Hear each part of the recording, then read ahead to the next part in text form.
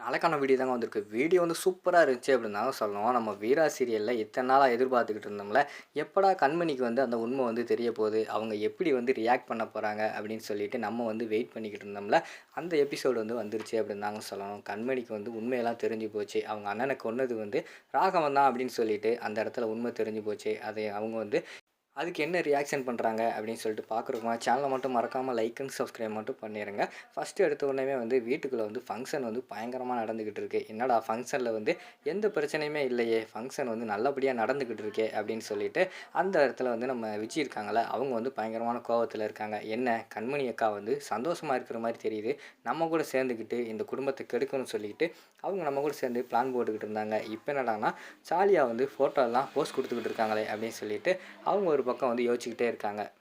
இந்த பக்கம் பார்த்தா நம்ம வீரா மாறனுக்கு வந்து என்ன பண்ணுறதுனே தெரில. அவன் வந்து வீட்டுக்குள்ளே அடைச்சி வச்சுருக்கோம். அவன் பாட்டில் எந்திரிச்சு வந்துட்டான்னா என்ன பண்ணுறது, வந்து எல்லோரும் முன்னாடி உண்மையை சொல்லிட்டான்னா அவ்வளோதான் போச்சு அப்படின்னு சொல்லிட்டு அவங்க ஒரு பக்கம் பயந்துக்கிட்டே இருக்கிற மாதிரி காட்டுறாங்க. இங்கிட்டு பார்த்துக்கிட்டோம்னா நம்ம சிபி இருக்கார்ல, அவர் வந்து டவுட் போட ஆரம்பிச்சிட்டாரு. என்ன அண்ணனும் தம்பி வந்து கூடி கூடி பேசிக்கிறாங்க, ஆனால் என்னன்னு மட்டும் சொல்ல மாட்டேங்கிறாங்க. கேட்டால் வந்து ஃபங்க்ஷனை வந்து நாங்கள் வந்து வர்றவங்களை கவனிக்க போகிறோம் அப்படிங்கிற மாதிரி சொல்கிறாங்க. ஆனால் அவங்க ஃபேஸ் கட்டெல்லாம் பார்த்தா அந்த மாதிரிலாம் தெரியலையே அப்படின்னு சொல்லிட்டு அவங்க ஒரு பக்கம் யோசிச்சுக்கிட்டே இருக்கிற மாதிரி காட்டுறாங்க. இங்கிட்டு பார்த்தா ஃபங்க்ஷன் வந்து பயங்கரமாக வந்து நடந்து முடிஞ்சிருச்சு. அவர் வந்து மயக்கத்துலேருந்து எந்திக்காத மாதிரி தான் காட்டிக்கிட்டு இருக்காங்க.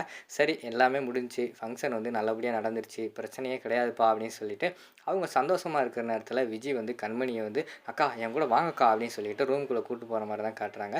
என்ன விஜய் ஃபங்க்ஷன் நடந்துக்கிட்டு இருக்கும்போது எங்கே தனியாக கூப்பிட்ற அப்படிங்கிற மாதிரி சொன்னோடனே வாங்கக்கா அவங்கக்கிட்ட வந்து ஒரு முக்கியமான விஷயத்தை பேசணும் அப்படின்னு சொல்லிட்டு ரூமுக்குள்ளே கூப்பிட்டு போகிறாங்க. போனவொடனே என்ன சொல்லு அப்படின்னு சொல்லிட்டு கண்மணி வந்து கேட்குறாங்க. அதுக்கு விஜய் வந்து சொல்கிறாங்க, அக்கா என்னக்கா நினச்சிக்கிட்டு இருக்கீங்க, நம்மளோட திட்டம் என்னது, இந்த குடும்பத்தை வந்து சீர்குலைக்கணும், இந்த குடும்பத்தை வந்து நல்லாவே வாழ விடக்கூடாதுன்னு சொல்லி தானே நம்ம திட்டம் வந்து பயங்கரமாக போட்டுக்கிட்டு இருக்கோம். அப்படி இருக்கும்போது நீங்கள் என்னடானா ஃபோட்டோவுக்கு வந்து பயங்கரமாக போஸ் கொடுத்துக்கிட்டு இருக்கீங்க, நீங்கள் பார்க்குறத பார்த்தா நம்ம ராகவன் மாமா கூடயே சேர்ந்துருவீங்க போலையே, உங்களை பார்த்தா நடிக்கிற மாதிரியே தெரியலையே, வாங்கக்கா வெளியில் போய் உண்மையை சொல்லுவோம் அப்படிங்கிற மாதிரி சொல்கிறாங்க.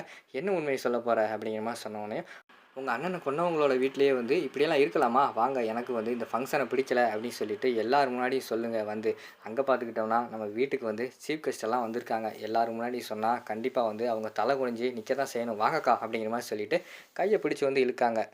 உடனே கையை விடுடி அப்படிங்கிற மாதிரி சொல்லிவிட்டு அந்த இடத்துல வந்து நம்ம விஜய் வந்து சொல்கிறாங்க, அக்கா என்னக்கா நினச்சிக்கிட்டு இருக்கீங்க, கையை விடவா அப்படிங்கிற மாதிரி கேட்டவொடனே ஆமாடி கையை விடு முதல்ல அப்படிங்கிற மாதிரி சொல்கிறாங்க. அக்கா என்னக்கா இப்படிலாம் ரியாக்ட் பண்ணுறீங்க அப்படிங்கிற மாதிரி கேட்டவொடனே ஏய் நான் வந்து என் புருஷன் கூட சேர்ந்து வாழ போகிறேன், என் புருஷன் தான் எனக்கு முக்கியம் சரியா, தேவையில்லாமல் வந்து பிரச்சனை உண்டு பண்ணிக்கிட்டு இருக்காமல் இடத்த விட்டு போ அப்படிங்கிற மாதிரி சொல்கிறாங்க.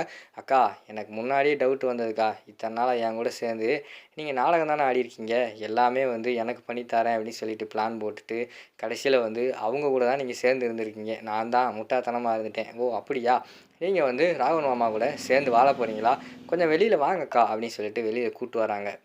வெளியில் கூட்டு வந்தோடனே எல்லாருமே இங்கே வாங்க வாங்க அப்படின்னு சொல்லிட்டு எல்லாருமே கூப்பிட்றாங்க. இவ எதுக்குடா கூப்பிட்றா அப்படின்னு சொல்லிட்டு வீட்டில் இருக்கிற எல்லாருமே வந்து ஹாலுக்கு வந்து வர்ற மாதிரி காட்டுறாங்க. அந்த இடத்துல வந்து அக்கா நீங்கள் என்னமோ சொன்னீங்களே, நான் வந்து ராகவன் மாமா கூட சேர்ந்து வாழத்தான் போகிறேன் அப்படின்னு சொன்னீங்களே, இப்போ சொல்கிறேன் உங்களுக்கு யாருக்குமே தெரியாத உண்மை ஒன்று சொல்கிறேன் அப்படிங்கிற மாதிரி சொன்னோன்னே இங்கிட்டு பார்த்தா நம்ம வீரா வள்ளிக்கு வந்து பயங்கரமாக தூக்கி வாரி போட்டுருது. ஐயோ என்னடா சொல்ல போகிறா இவ அப்படின்னு சொல்லிட்டு அவங்க ஒரு பக்கம் யோசிச்சுக்கிட்டு இருக்காங்க. இங்கிட்டு பார்த்தா நம்ம உண்மையை வந்து ஓப்பன் பண்ணிடுறாங்க. நம்ம விஜய் வந்து கண்மணி அக்கா நீங்கள் வந்து சேர்ந்து வாழ போகிறேன்னு சொன்னீங்களே, அவங்க தான் உண்மையான குற்றவாளி, உங்கள் அண்ணனை வந்து வண்டியில் ஏற்றி கொன்னதே வந்து அவங்க தான், ராகவன் மாமா தான் கொன்னார், இல்லைன்னு சொல்ல சொல்லுங்கள் அப்படிங்கிற மாதிரி சொல்லி கேட்டவொடனையும் அந்த இடத்துல வந்து யாருக்கு என்ன பண்ணுறதுனே தெரில. கடைசியில் பார்த்தா நம்ம கண்மணிக்கு உண்மை தெரிஞ்சிருது.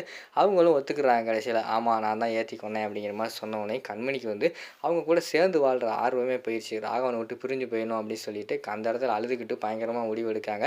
ஏய் கொஞ்ச நேரம் பொறுமையாக இருடி அப்படின்னு சொல்லிட்டு வீரா வந்து எவ்வளவோ அந்த இடத்துல வந்து அவங்கள வந்து சமாதானப்படுத்த பார்க்குறாங்க. ஏய் என்னடி பேசிக்கிட்டு இருக்க, இத்தனை நாளாக வந்து நான் வந்து மாறன் தான் நம்ம அண்ணனை கொண்டுட்டான்னு சொல்லிட்டு இவ்வளோ கோவமாக இருந்தேன், நான் அதையே சகிக்க முடியாமல் இருந்தேன், இங்கே பார்த்தா என் புருஷனே கொண்டுட்டு கடைசியில் என் கூடயே சேர்ந்து வாழ்ந்துக்கிட்டு இருக்காரு, எனக்கு இனிமேல் அவர் தேவையே கிடையாது, நான் வந்து அவரை விட்டு விலகலான்னு முடிவு பண்ணிட்டேன் அப்படிங்கிற மாதிரி சொல்கிறாங்க.